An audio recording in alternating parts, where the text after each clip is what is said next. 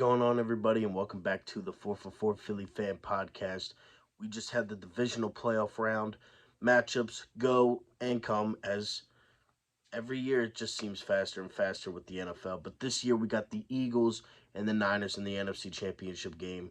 The Eagles steamrolled the Giants 38-7 on the 5th year anniversary of the 38-7 victory over the Vikings. And Dallas pulled the Dallas and lost in the second round yet again. But, that's just how it goes around here. I mean, this is an every year thing. It's been every year of my life. And, now we look forward. And now we're playing Brock Purdy and the San Francisco 49ers. CMC, George Kittle, Debo Samuel, Brandon Ayuk, Fred Warner, Nick Bosa. I mean, this team has got a lot of talent on it. They are a very good football team. Obviously, they've been to the NFC Championship 3 of the last 4 years. And, it's going to be a good matchup.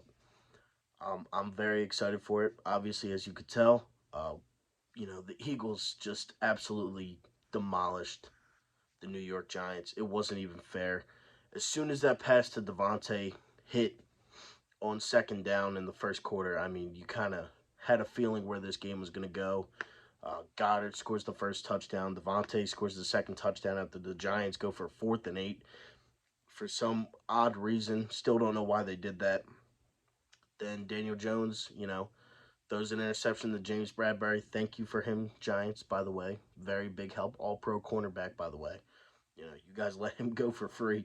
I don't know why you guys would do that, but, that's the reason why you guys are the New York Giants. And, do things the way that you do them. But, just going down the list of things that happened, I mean, Kenneth Gainwell, let's just take a second to talk about Kenneth Gainwell. Let's just take a second to talk about him. If Miles Sanders does leave in free agency, which I believe as an Eagles fan will happen, and I know that we still have hopefully 2 more games and a parade to go through, but you can't ignore these things when you have an 1,000-yard rusher in your backfield alongside Jalen Hurts just to complete the offense. But, Kenneth Gainwell really showed me some things on Saturday that, give me a little bit of hope for this running back thing of the future.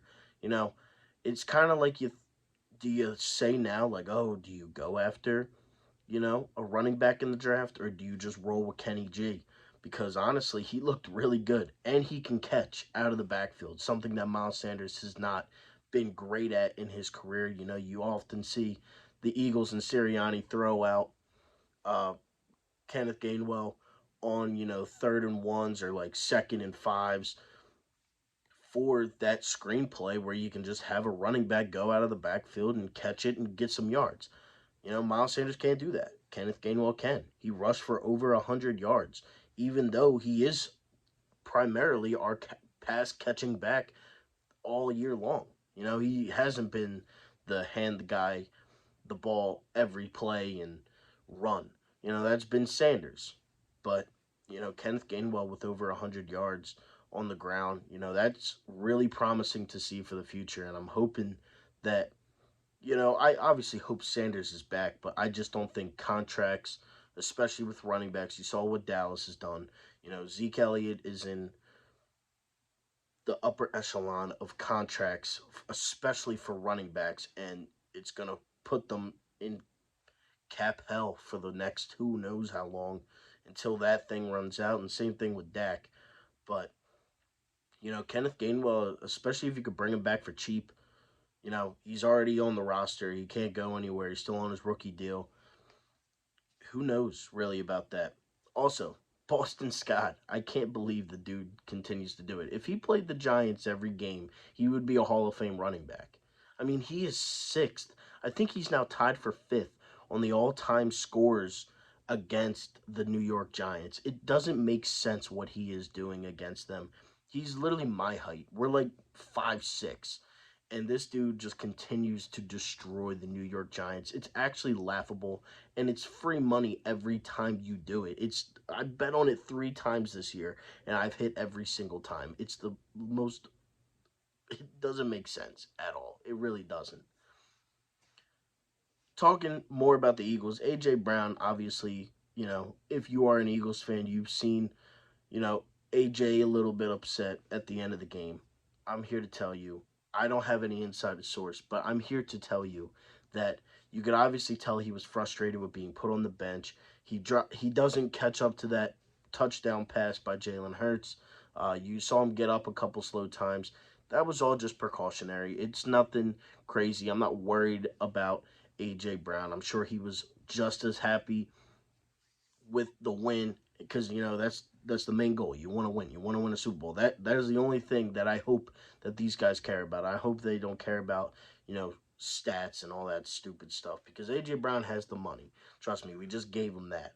But I need him. You know, it was just the emotions of the game. I'm sure in the locker room he was just as happy as everybody else was. And Nick Sirianni even touched on that a little bit today in his press conference. And that's pretty much the only thing that was worth talking about in the press conference at all was AJ Brown. It was literally the first sentence. Is AJ Brown okay? Yes, he was upset because he got put on the bench. He was dealing with a little something with his body. He's all good. And that's really all you got to talk about it. But, you know, now let's get into Jalen Hurts, the should be MVP of football. Easy, easy money. Jalen Hurts looked phenomenal. He looked great out there. I mean, there's nothing else to say about it. Jalen Hurts was locked in. He was throwing the ball great. He was running the ball. He wasn't taking hits. He scored a touchdown. I mean, he's just so great. He's literally if he's one of the best quarterbacks in football this year, and I hope that continues to be a trend. I hope that he makes a great Hall of Fame resume for himself with the Eagles because that means that we have success. And I'm. How do you not love Jalen Hurts? He's in the realm of Bryce Harper, Joel Embiid. For me, in terms of guys who I love watching in this city. Devontae Smith, AJ Brown, guys like that. Superstar, Philly athletes, players that we have not been accustomed to too much in this city. I mean, Bryce Harper and Joel Embiid were really the two superstars that we had in this city, and the Flyers aren't amazing, but even with the Union, you got Andre Blake, Daniel Gazdag. You got guys that are really really talented in this city, and Jalen Hurts is top tier when it comes to that Bryce Harper, Joel Embiid level type of talent, leadership. It's just great to see, and I love that Jalen Hurts, an Alabama guy.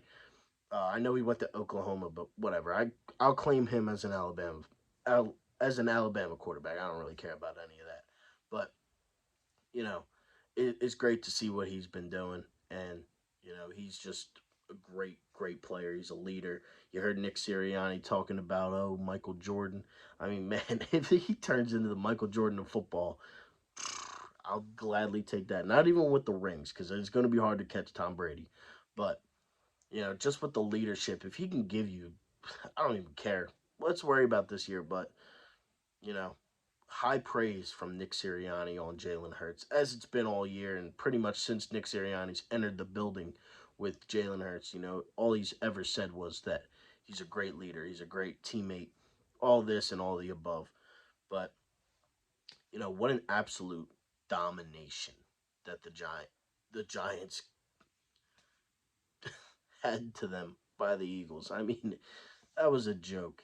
That was funny to me. And all these Giants fans on Twitter and on social media all day long. Oh, the Giants can win this one. They can win it.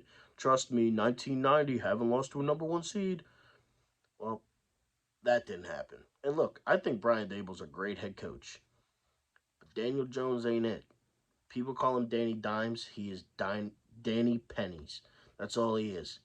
He throws pennies. He don't throw dimes. Stop that. But a great win by the Eagles. And now we have the San Francisco 49ers coming to the Link NFC Championship game Sunday, 3 o'clock. I'm hype and I'm ready for that game. And, go Birds, baby. It's just that simple. But, you know, I'm ready for it. And I hope you guys are too.